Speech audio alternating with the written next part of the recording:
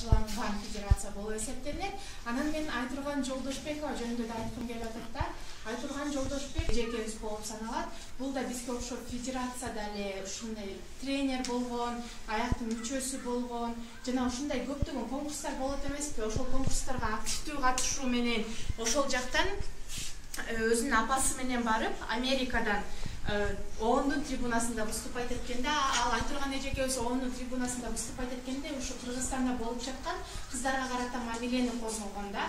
Биздин өлкөбүздө ала качуу, мисалы деген туристтер келип атат да бизге делечи. Баягы бир англичанин келип эле, силерде ала качуу деген чынбы деп сурады да биринчи элечи. Атымды сураган жок, Кыргызстандын бирдекесин сураган жок, эчтекени сураган жок, ала качуу деген бар экен го, силерде ала качып кететпи, ушинтип көтөрүп эле салып кетет деген чынбы дейт да. Биз ошо Кыргызстан ушундай кыздарды ала качуу, кыздарды кордоо жагынан таанылып калган өлкө экенбиз. Бирок буну жоюш азыр кимдин колунда деп ойлойсуздар?